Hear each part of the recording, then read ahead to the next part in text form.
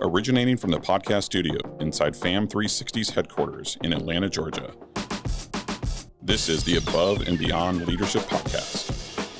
The Above and Beyond Leadership Podcast is designed to encourage, equip, and inspire our audience through a combination of inspirational stories and real-life experiences shared by other successful and skilled leaders in a variety of vocations. We hope that the Above and Beyond Leadership Podcast empowers each one of us to step out, step up, and ultimately thrive as leaders. Now here's our host, Mr. Matt Maloney. Hello and welcome everyone to a very extra special episode of the Above and Beyond Leadership Podcast. I am your host, Matt Maloney. I am grateful that you have chosen to join us today. And today is really an extra special day for me. We are filming this episode today for our 20th year anniversary. 20 years that the FAM 360 Alliance of Companies has been in business, and what a journey it's been.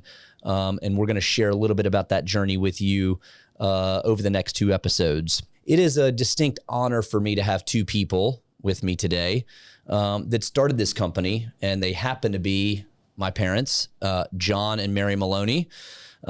Special to me for so many reasons. You guys obviously being my parents, but you've led really as an example to me in so many ways, in different ways, right? I mean, I've learned about how to lead through examples that you guys have either shown or things that you've shared with me. And just, you know, over the years, it's just been something that as a son, as an only son, I'm an only child. As an only son, I've got to see both the good and the bad, because there's good and bad in every family, the good and the bad, and really have taken that in and used that to kind of shape the man that I am today.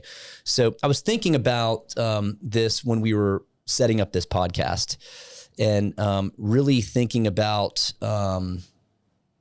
the step and for us to step out, and for me with you guys to step out in this kind of bold attempt to start a company back in 2002. And it really actually started before 2002, which I'll talk about a little bit later. But it reminded me of this quote that we have in our war room here at the office of the FAM 360 headquarters. And it's by Martin Luther King. And it says, "You don't have to see the whole staircase. You just have to take the first step." And to me, it really embodies the mindset of an entrepreneur. An entrepreneur, when they think about starting a company or they think about going into business for themselves, I think some entrepreneurs, they try to plan and try to create perfection. But oftentimes, as I've said before, and you've heard the saying, perfection prevents progress. And for entrepreneurs, we just need to take the first step and get in, and then we learn along the way. And that's the scary and beautiful thing about being an entrepreneur. So guys, thank you for joining. Thank you for taking that step with me 20 years ago. It's hard to believe. So before we get into talking to the audience and sharing with the audience about all the wisdom that you guys have and just sharing experiences and stories for this company, I'd like to set the tone a little bit and go back. Let's just go back. Mom, I'll start with you. Just maybe tell the audience, where you from, where'd you grow up? Just, a little bit about your family life there, and then how you met Dad, and then I'll have him do the same. Yes, I was born and raised in Houston, Texas. Lived there most all of my life, and my dad was a hard worker. He worked two jobs. My mom was a homemaker. Yep. And I was the youngest of four kids. And that's right, you were the baby. I forgot. I was the baby. Yeah. And of course, grew up with my parents, and then ventured out into the world and got my first job, and it was in this industry. It was in the... Weren't you working for Montgomery Ward's or White's department stores or something, Montgomery Ward's, managing correct. the receivables or something like that? Yeah, I was managing accounts receivable for Montgomery Ward's for many years. And that's basically, and my mom, then later on, she was working also, and she was in credit and collections. Yeah. And that's how I met John. Yeah. Because he had a small business and he was working for her, and that's how we met. So White's, or was it Montgomery Ward? Montgomery Ward was a client of your business, is that right? One of the clients, One yes. of the clients, and also my mom, she worked for White's department stores. Yeah. And he was doing credit and collections for them. For them also. Okay. That's good. And what year was that you guys met? 73, 74? Met in 73. 73. Yeah. Yes. Okay. Long before me. Long before me. Yes. All right, Dad, what about you? So tell the audience, just familiarize them a little bit. Where'd you grow up? And then and the audience, I'll kind of clue in, both of my parents, and really in my family, we come from a lineage of serial entrepreneurs in some respects. Not that they haven't had, as Mary just shared, careers with other organizations, but by and large, for most of their adult life, they've been entrepreneurs. And some of that has been shaped by their background within their families and events that took place and that took shape, some struggles that took shape that basically pushed them into entrepreneurship. So, but Dad, why don't you talk about where you're from and where'd you grow up and how'd you get into, maybe connect the dots on that business that you owned that was servicing for White's and Montgomery Wards? Well, I was born in Manchester, England. Mm-hmm.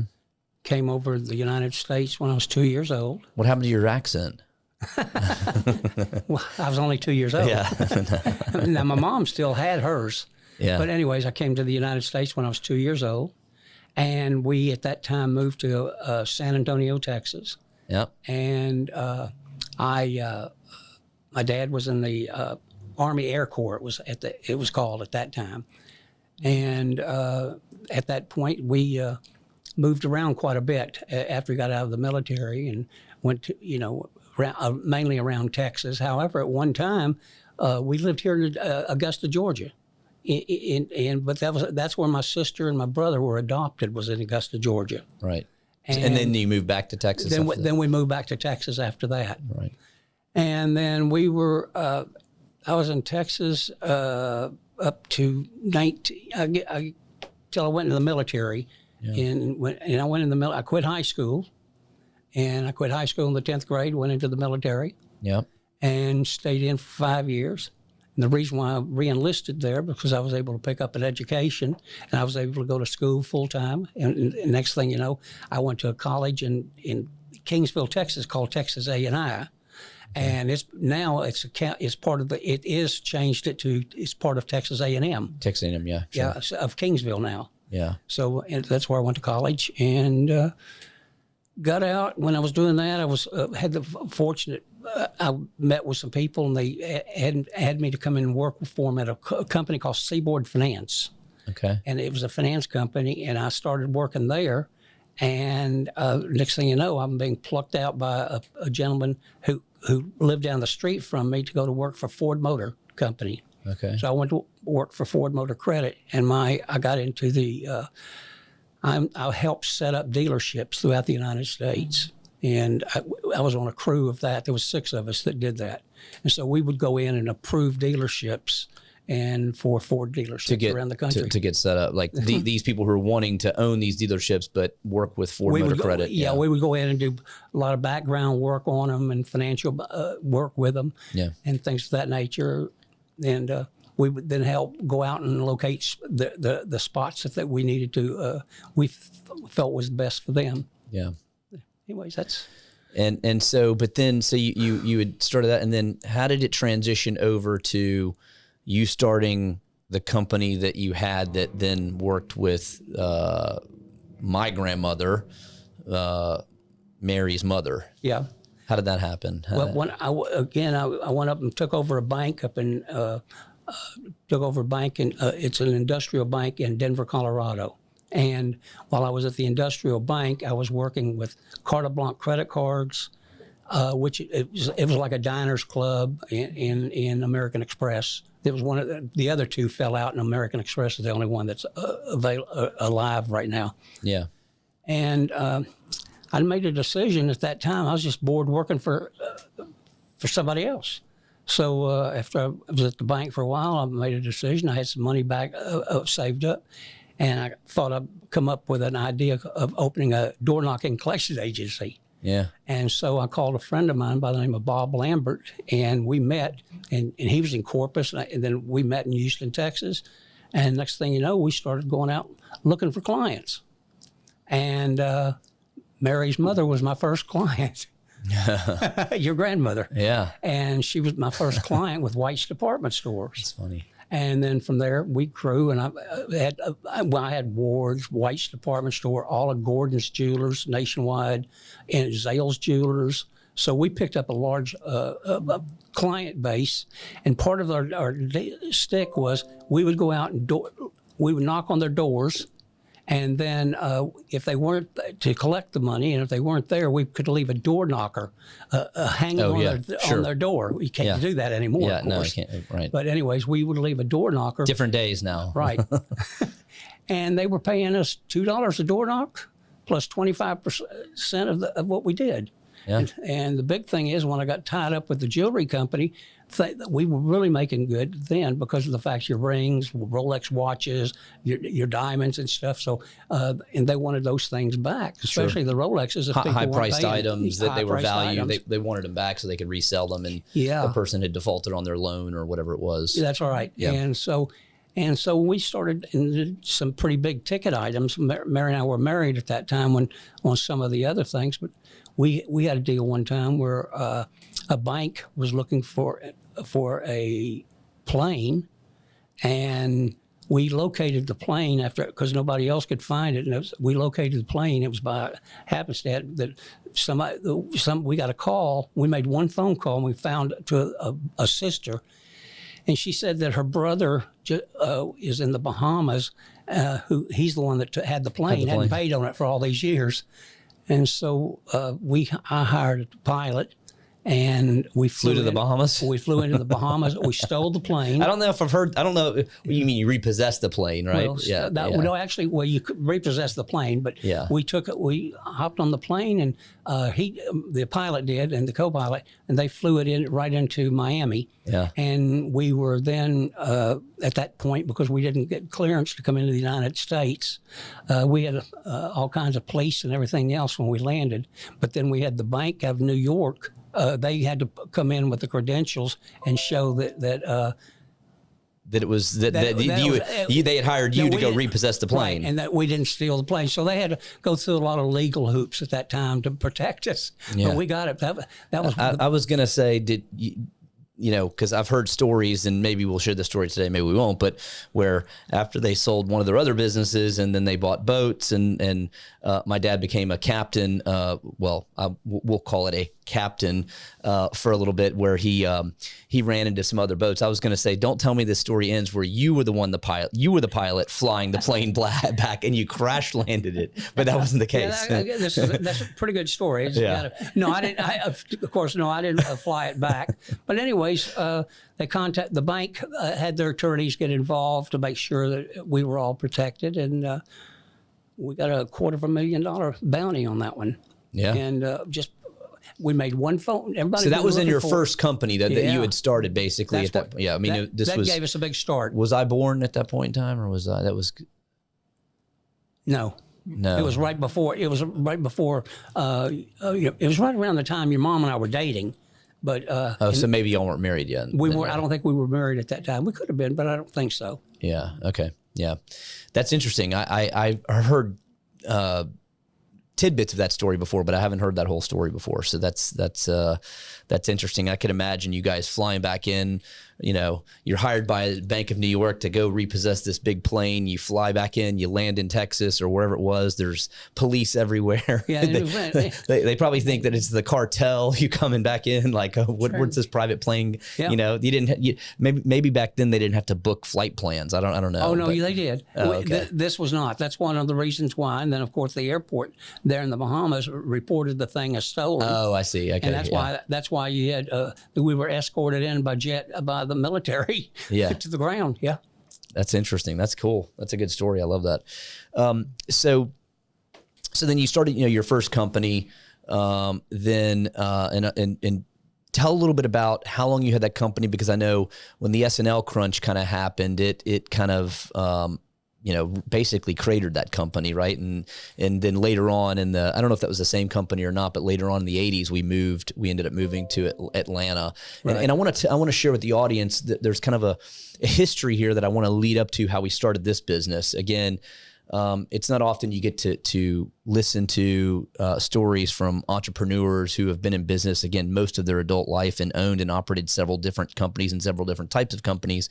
And so I think the audience today is going to benefit greatly from just hearing some of these stories, and some of them fun, but some of them there's going to be some wisdom that's coming out of these things. And I think that that's important for our audience and our member audience to hear. So obviously the start of that company was very successful. You had a lot of success early on, quickly signed some big major household brand logos, as they like to call them today, with Zales and, the jewelry stores and others. And so somewhere in that story, you got married, and then somewhere in that story, I was born, and then you still had that company. But then maybe before you get to the end of that company, when it kind of, it started to fall apart a little bit because of the economy. Talk about some of the other businesses that you got into, because you guys had, these businesses. Mom, you were mostly at home with me. You were, working more and operating these different businesses. But then, as every entrepreneur who has a thirst to grow in their knowledge and other things, you decided to start other businesses, and maybe talk about some of the other businesses that you were involved in simultaneous to having this company. While we were involved at the time that I was involved in the collection business. Of course, we started making investments, and one of the investments people always are thinking about, I'd like to get in the nightclub business or something like that. Mm-hmm. And on the south side of Houston, they had a place called Gillies, and that's where they shot. Famous. That's where they shot Urban Cowboy. Urban Cowboy. With John Travolta. This is around the same time. So I opened up a nightclub on the north side of Houston and off of Airline Drive there, and it was called the Western Swing. Yeah. And in fact, I got pictures of you on one of our mechanical bulls in the Western Swing. I remember. I remember riding the bull. Yeah, and so, anyways, we opened up the Western Swing, and we started playing live acts through there. And we played Hank Williams Jr. through there, Sylvia. I can just name a tremendous amount of people that we mainly got them the way we were able to afford them. A lot of people don't realize this. When they, let's say they're coming out of Memphis, Tennessee, or out of Nashville, when they take their buses and they're going to go to Miami, and they got 4 or 5 days before they go on concert there, they will hit little stops on the way down. Sure. So you could pick up a major act like that for a lot less than what normal. 1 quarter, because all they're doing is, it's not an appointment they had. They just call up ahead of time and say, y'all want me in here tomorrow night because we're going down south. So we were able to book a lot of people that way. They knew, because we coming through Houston and going into Florida and places like that, it was easy to pick them up. So I remember Hank Williams Jr. played, and we had Sylvia, Hank Williams Jr., I don't know if Tanya Tucker. I know Tanya Tucker played. She played maybe here. But no. Well, she played there too, and plus she played at our nightclub here. Yeah, with Travis Trent. Travis Trent. Yeah, Travis Trent. Yep.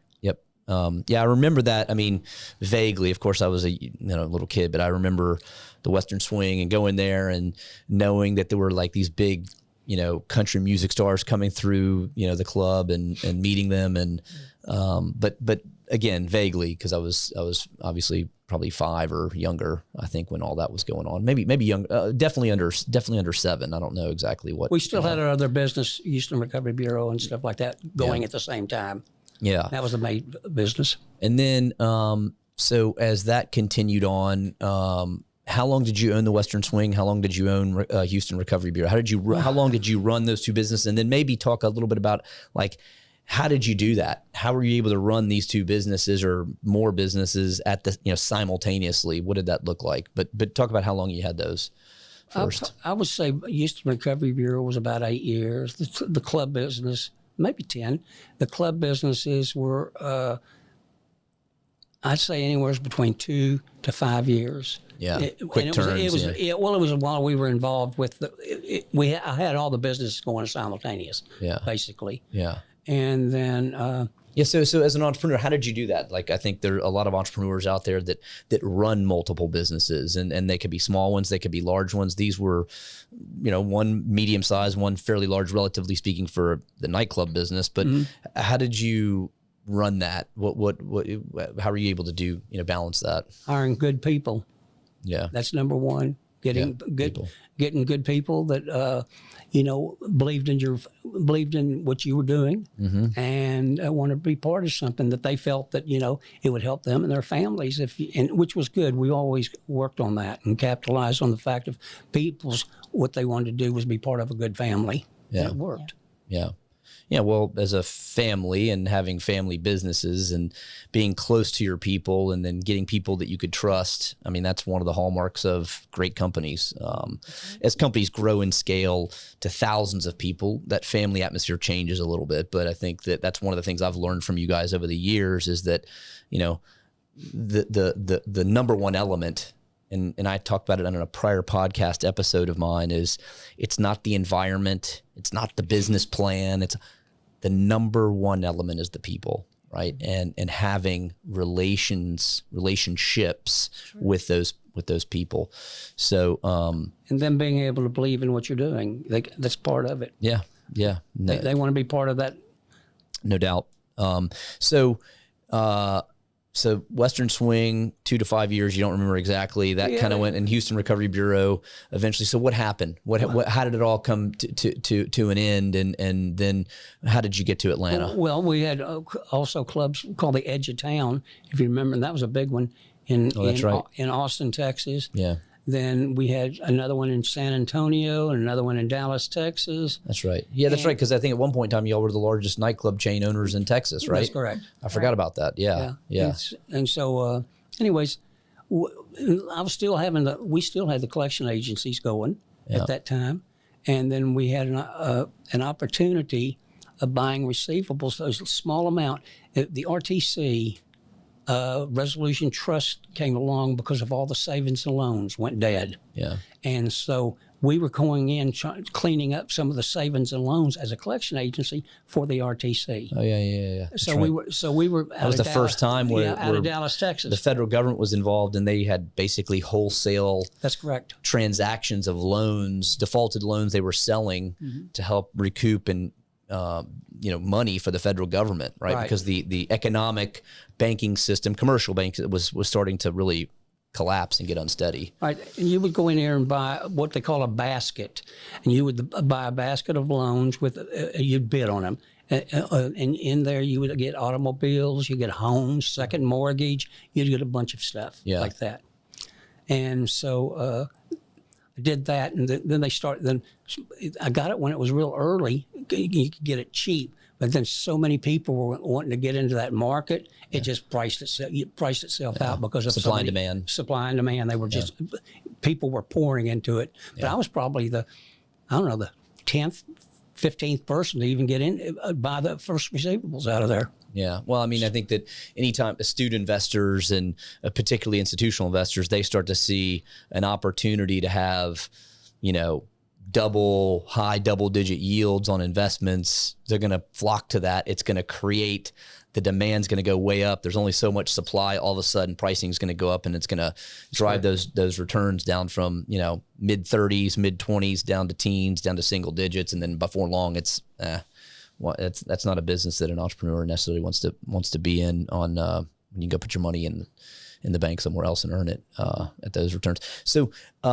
So coming into the 80s, going through the 80s, I know it was around 86-ish, 86, 87. 87. 86, 87, that we decided. I just remember coming home from fourth grade or fifth grade, whatever it was, fourth grade, I think it was, and riding my bike home and saying, hey, we're moving. And I kind of remember, when I think back now, I kind of remember that maybe there was some discussion around it, but it was just like, hey, we're moving. We looked at Boston. We looked at Atlanta. Your aunt and uncle are in Atlanta. We're moving to Atlanta. And we basically backed up the U-Haul or whatever it was, or the United Van Lines, and got in and moved to Atlanta. So talk about that a little bit. Well, actually, before we do, let me back up for a second. So you, during all this, you owned A decorating business. A decorating bit, like a commercial decorating business that was in the commercial condominium space or something. You did Yes. big condo projects on the coast That or is whatever. correct. What tell the audience a little bit about that business. Yeah, that was a decorating business that I was involved in, excuse me, with some friends of ours. And we did that for many years. At the same time, he had the agency business. Yeah. So we did big commercial condominium projects. Like, so you'd work with the developer, or what? When you say the commercial, like you'd work with the developer and like do the lobbies and the theme Correct. throughout all the units and all that Yes. stuff. Okay, I Make got all you. those decisions. Yeah. And how was that business? And how long did you? I remember that business. I remember you being in it with our two neighbors, and you guys built that company. Probably did that 4 or 5 years. Okay. Yeah. 4 or 5 years we did that. Yep. And I was working some part-time in accounting with him. At the same time. Mm-hmm. Mm-hmm. And then, so did that end just before we moved to Atlanta? Yes. Within, yes, it did. Within a year or so before we moved to Atlanta. Okay, so maybe share with the audience a little bit about, so we S&L crunch happens, commercial banks collapse. I remember a story or something about one of the jewelers, stiffing you on accounts receivables that you had with them that they owed you money on, and that was to an entrepreneurial company. That was pretty devastating. I knew that, which we didn't talk much about, but you dabbled a little bit in the oil business, as all Texans do once you start to become successful, and you've got the money to invest in oil. I remember you guys flying to Vegas and celebrating because you hit oil, and you guys had all these oil wells throughout Texas. And That's true. but then, but all the success and the things that were happening at the same time, there was this perfect storm brewing in the background, essentially, and then which was the commercial and industrial bank, collapse. With that collapse, came a lot of heartache and hurt and financial turmoil, and so I think that's what triggered basically us to pick up and move to Atlanta, right? Yeah, when you're on a roll like that, Matthew, it's sometimes you think you're indispensable. Yeah, you're indestructible. Yeah, you can just keep throwing it. You're just making money left and right. You're growing businesses. Exactly. Nothing can stop you. Exactly. Yeah, you think that. And so you get way ahead of what you should have been doing, and in order to do a lot of these things, when you're getting big like that, you got to make sure that you got the right staffing. And unfortunately, in the earlier days, I didn't do that. Yeah. And so, anyways, it's all this has been a great experience. I mean, I feel right now, if I went broke today, I can go out tomorrow and build a business. Yeah, sure. I mean, that's just how I feel about it. Even at My age, on the day after your 77th birthday, which was yesterday. You betcha. Yeah. I'm not going to stay knocked down. Yeah. Well, I think that's the heart of it, the heart and spirit and the mindset they talk a lot about in leadership today, and having that leadership mindset and that intestinal fortitude, and there's a lot of other pieces to that puzzle, but I think that's, I would say, with most, not every, but most entrepreneurs, certainly those that have been successful in some way, shape, or form in growing their businesses and scaling them, is that you got to have that mindset that no matter what's there, I'm willing to roll my sleeves up. I can, if I'm on the top of the mountain or at the bottom, I still can get up tomorrow and do what I need to do to make sure that I'm taking care of my family, being successful. And I think that's it's a unique characteristic for entrepreneurs, for sure. Mary and John, thank you again for being here today and sharing just your journey. I'm blown away by all that you guys have experienced and done and accomplished. As I said throughout the podcast today, you've shaped me in so many ways, in the experiences that I've been able to witness and be a part of, both positive and negative things. And so I thank you for that. And let's pick this up, wrap today's episode up, and we'll pick this up on the next episode. Thank you, everyone, for joining me today. As you continue to aim high, we look forward to seeing you back here on the Above and Beyond Leadership Podcast. Thank you.